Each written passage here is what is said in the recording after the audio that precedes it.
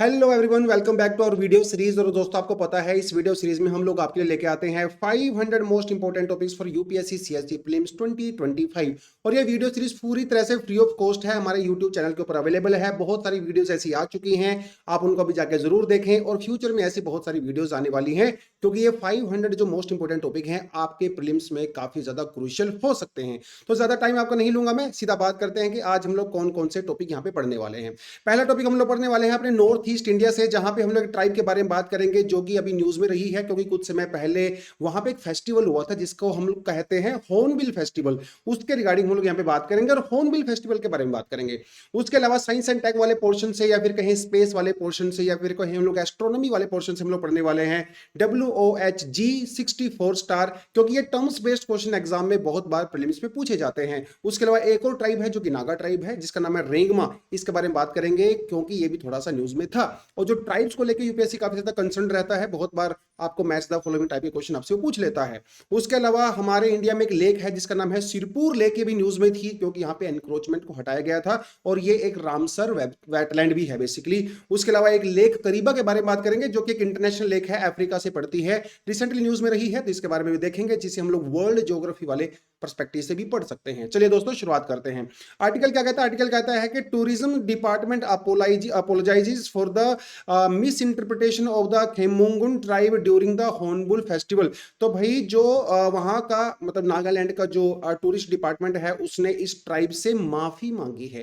क्यों माफी मांगी है? क्योंकि वहां पे जो हॉर्नबिल फेस्टिवल हो रहा था 2024 के लिए, उन्होंने इसका नाम इंक्लूड नहीं किया था, और अगर किया भी था वो बहुत बाद में किया। इस वजह से अगर यहाँ पे लिस्ट भी देख सकते हो जिसके अंदर इस ट्राइब का नाम दिया ही नहीं हुआ है। तो जब ऑब्जेक्शन उठाया गया तो उन्होंने वहां पे सॉरी बोला। भाई देखिए, सॉरी तो बोलना ही था। एक इतनी इंपॉर्टेंट ट्राइब है जो कि नागालैंड में रहती है, और आपने इसका नाम लिया ही नहीं उस फेस्टिवल में, जो कि इंटर ट्राइबल फेस्टिवल है। और जो फेस्टिवल मनाया जाता है अलग अलग ट्राइब के बीच में हार्मनी को एनहेंस करने के लिए, वहां पे आपने इतनी इंपॉर्टेंट ट्राइब का नाम नहीं दिया है, तो सॉरी तो आपको बोलना ही था। Anyways, let's move to the topic. ये जो खेमुंगन ट्राइब है, I don't know how to properly pronounce it. अगर आप नॉर्थ ईस्ट से हो और अगर आप इस वीडियो को देख रहे हो और अगर मैंने गलत प्रोनाउंस किया है, तो उसके लिए I apologize in advance, because I don't know how to pronounce it. But anyways, Khiamniungan जो ट्राइब है, इसके बारे में थोड़ा सा बात कर लेते हैं। देखिए, एक नागा ट्राइब है, it's a major tribe among the Nagas. एक मिसकंसेप्शन है बहुत सारे लोगों को, जो मैं देखता हूं, उनको लगता है कि नागा एक पर्टिकुलर ट्राइब है। ऐसा नहीं है। नागालैंड के अंदर जितनी भी ट्राइब्स हैं, सबको नागा ही कहा जाता है। एक ऐसा, ये नागा एक ग्रुप आइडेंटिटी है, या फिर डिफरेंट कम्युनिटीज, डिफरेंट एथनिक जो ग्रुप्स हैं, ट्राइब्स हैं, उनका एक ग्रुप है जिनको इन जनरली हम लोग नागा कहते हैं। यानी कि नागालैंड के अंदर जितनी भी ट्राइब्स हैं, आप उनको कह सकते हो नागा हैं, और जितने लोग हैं वो अपने आप को नागा ही आइडेंटिफाई करते हैं। तो ये बहुत सारी ट्राइब्स इसके अंदर हो सकती है, जिनमें से एक ट्राइब है खेमुंगन ट्राइब, जो न्यूज में आपको देखना है। कहां पे रहती हैं? Eastern part of Nagaland and the north western part of Myanmar also, क्योंकि म्यांमार के साथ इनके एथनिक, कल्चरल और फैमिली वाले रिलेशंस हैं। उसके अलावा जो ये खेमुंगन जो वर्ड है, ये 3 वर्ड से मिलकर बना है। खेम जिसका मतलब होता है वाटर, न्यू जिसका मतलब होता है ग्रेट, एंड नाम मतलब जिसका होता है सोर्स। इसका मतलब, इस पूरे वर्ड का मतलब होता है सोर्स ऑफ वाटर, और ग्रेट वाटर और रिवर। तो हॉर्नबिल फेस्टिवल तो कॉमन फेस्टिवल है, जिसके बारे में आपको मैं आगे बताऊंगा, लेकिन ये पर्टिकुलर ट्राइब भी अपने सेपरेट इंडिविजुअल फेस्टिवल भी सेलिब्रेट करता है। 2 बहुत इंपॉर्टेंट जो फेस्टिवल सेलिब्रेट करते हैं, जो आपको एग्जाम के लिए याद रखना है, वो है सोकुम और खांगजो से होखा सुमाई। देखो, आपको थोड़ा सा नाम याद करने में शायद डिफिकल्टी हो सकती है, लेकिन 2-3 बार पढ़ोगे तो आराम से याद हो जाता है। तो ये 2 फेस्टिवल का नाम आपने याद रखना है। अब बात करते हैं हॉर्नबिल फेस्टिवल की, क्योंकि जिसमें इसका ट्राइब का नाम नहीं आया था, जिसकी वजह से जो है अपॉलॉजी मांगा गया है। हॉर्नबिल फेस्टिवल एक कॉमन फेस्टिवल है, जिसमें नागालैंड में रहने वाली सभी ट्राइब्स पार्टिसिपेट करती हैं, और ये कोई बहुत पुराना नहीं है। 2000 के अंदर पहली बार एक गांव में, वो गांव नागालैंड से सिर्फ 12 किलोमीटर दूर पड़ता है, इसका नाम है किसामा। और बेसिकली हेरिटेज विलेज है, जो स्पेशली इसी पर्पज के लिए बनाया गया था कि नागालैंड के जो अंदर जो अलग अलग ट्राइब्स हैं, वो यहाँ पे आए, अपने कल्चर को, अपने फेस्टिवल्स को, उनका जो डांस फॉर्म है, जो फूड है, वो आके यहाँ पे प्रेजेंट करें, और एक दूसरे के बीच में जो है वो भाईचारा, यानी कि ब्रदरहुड कहें या हार्मनी कहें, वो लेके आए। क्योंकि नागालैंड में ना बहुत सारी अलग अलग ट्राइब्स रहती हैं, जिनकी अलग अलग प्रैक्टिसेस हैं लगभग लगभग, और कभी कभी इनके बीच में कुछ इश्यूज भी हो जाते थे, तो उनको दूर करने के लिए फेस्टिवल 2000 में हम लोगों ने सेलिब्रेट करना शुरू किया। तो ये इंटर ट्राइबल इंटरेक्शन है टू प्रिजर्व नागालैंड्स हेरिटेज। उसके लिए बनाया गया है। और आज के टाइम में तो इतना ज्यादा पॉपुलर हो गया है, बेसिकली इंटरनेशनल फेस्टिवल हो गया आज के टाइम में। अगर आप हॉर्नबिल फेस्टिवल में जाते हो तो आपको इंटरनेशनल टूरिस्ट और पूरे इंडिया से आपको टूरिस्ट जो ट्रैवल ब्लॉगर्स हैं all over the world, Instagram के इन्फ्लुएंसर्स, दुनिया भर में से आपके लोग वहाँ पे आते हैं। और वहाँ पे म्यूजिक फेस्टिवल भी बेसिकली साथ के साथ थोड़ा होता है, और अलग अलग ट्राइब्स में अलग अलग कल्चर आपको वहाँ पे देखने को मिलेगा। तो अगर आप नागालैंड के कल्चर को एक्सप्लोर करना चाहते हो, या फिर मैं कहूँ नॉर्थ ईस्ट के उस कल्चर को एक्सप्लोर करना चाहते हो, तो आप हॉर्नबिल फेस्टिवल में जरूर जा सकते हो। और ये बर्ड है बेसिकली जिसका नाम है हॉर्नबिल, उसके नाम पे ही ये जो है फेस्टिवल यहाँ पे पड़ा हुआ है। तो that was the first topic. Let's move to the second topic, WOH G64 star. Article क्या कहता है, देखिए CNN साइंस का आर्टिकल है। अनप्रेसिडेंटेड इमेज में reveal impending supernova that could be visible from earth. देखिए हालांकि इसकी मैं बहुत ज्यादा फिजिक्स में नहीं जाऊंगा, लेकिन थोड़ा थोड़ा आपको बता देता हूँ। सुपरनोवा एक्सप्लोजन क्या होता है, अगर आपने थोड़ा बहुत जर्नी ऑफ स्टार के बारे में पढ़ा हो, लास्ट ईयर यहाँ से क्वेश्चन आया था व्हाइट डॉर्फ को लेके। जर्नी ऑफ स्टार जो है अलग अलग तरीके से थोड़ा सा हो सकती है, आपको थोड़ा सा मैं एक अलग से स्लाइड में बता देता हूँ। देखिए जरा क्या होता है इसमें।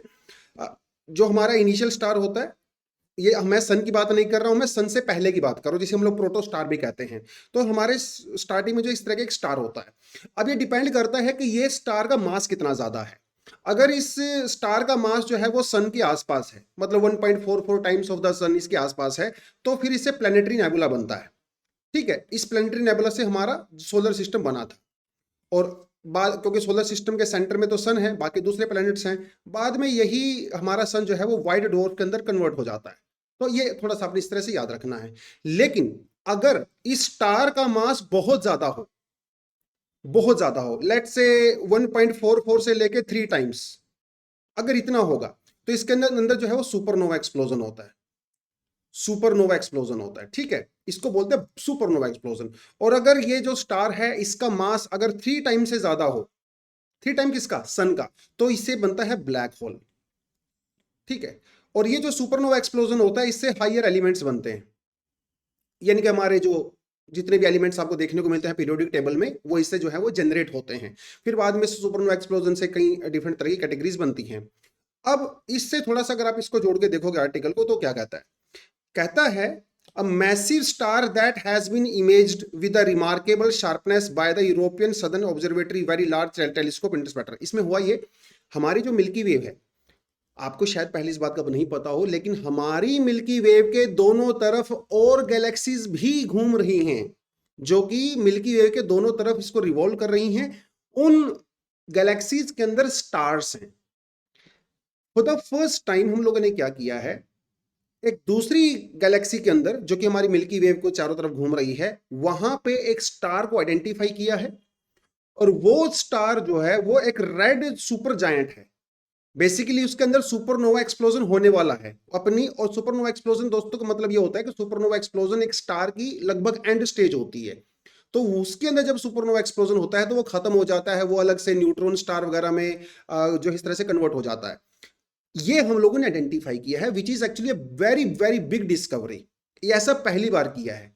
हालांकि ये जो लार्ज मैगलन क्लाउड है, लार्ज मैगलन क्लाउड का मतलब होता है कि ये ऐसा क्लाउड होता है जिसके अंदर अलग अलग गैलेक्सीज घूमती रहती हैं। इसको हम लोगों ने 1970s में डिस्कवर कर लिया था क्लाउड को, जो कि मिल्की वेव के आसपास है। बट ये जो स्टार है उस गैलेक्सी के अंदर हम लोगों ने पहली बार डिस्कवर किया है। और ये स्टार हमारी अर्थ से 160,000 लाइट ईयर ज्यादा है।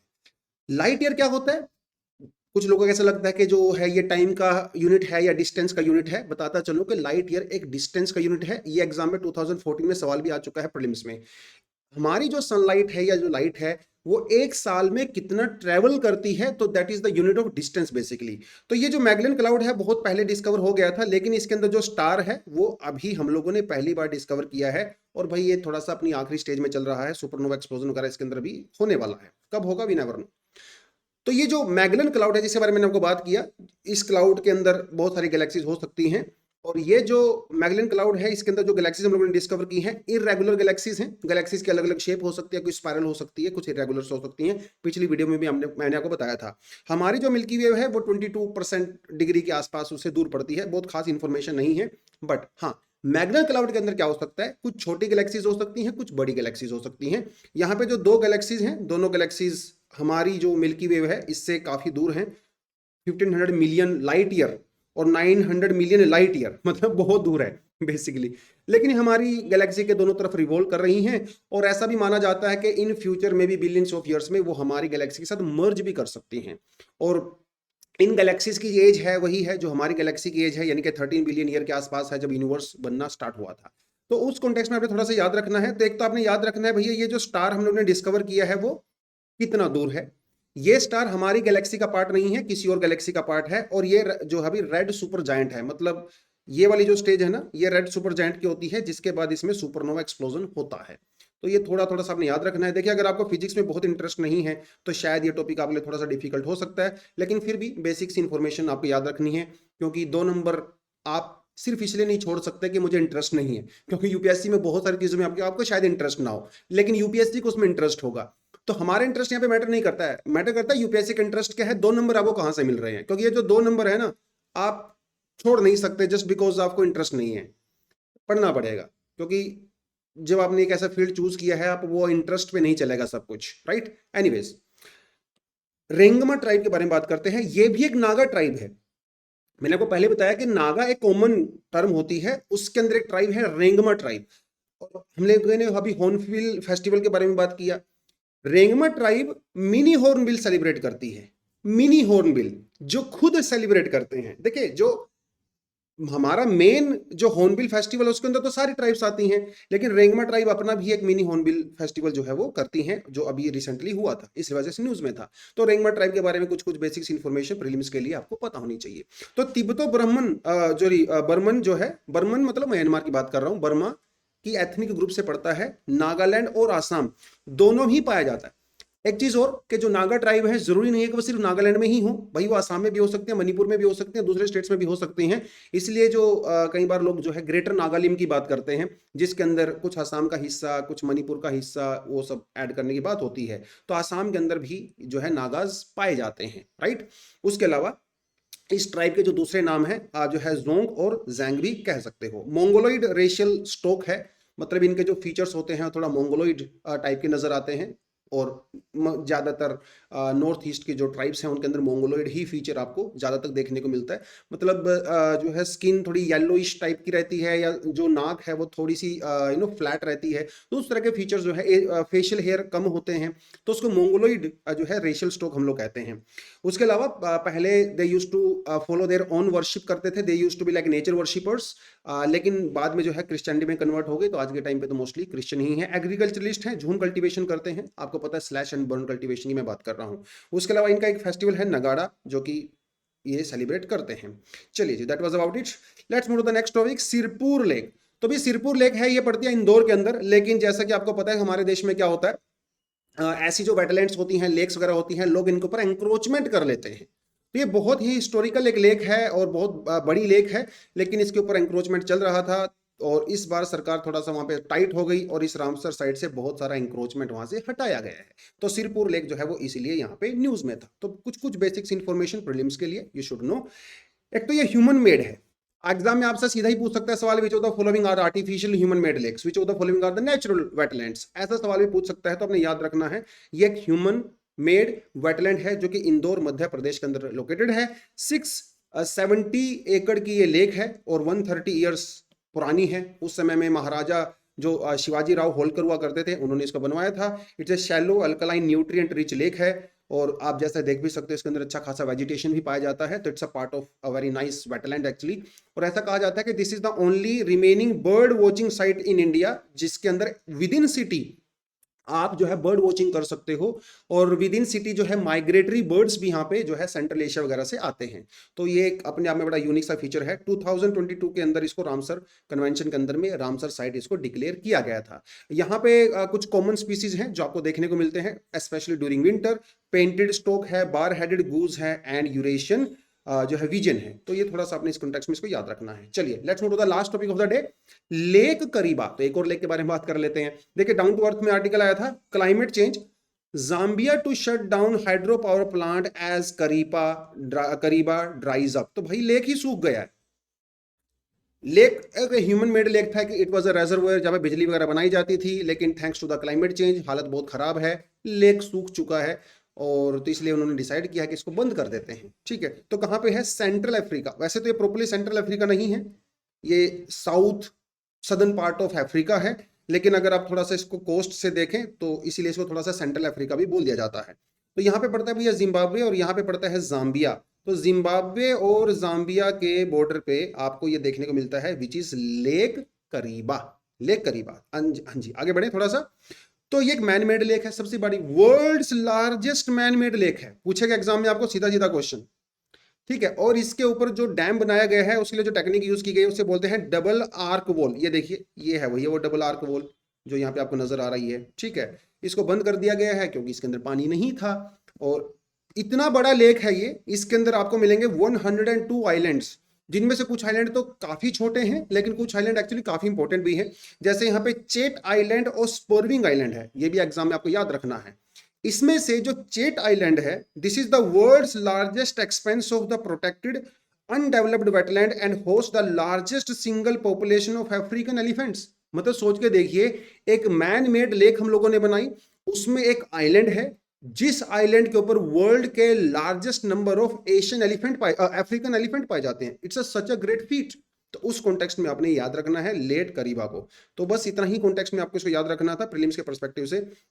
इतनी जो सरफेस लेवल इंफॉर्मेशन है वो आपके लिए सफिशिएंट होती है, और डेफिनेटली यहाँ से क्वेश्चन फंस सकता है क्योंकि करंट में ये न्यूज़ में रहा। तो दोस्तों आज के 5 टॉपिक हम लोगों ने कवर कर लिए हैं।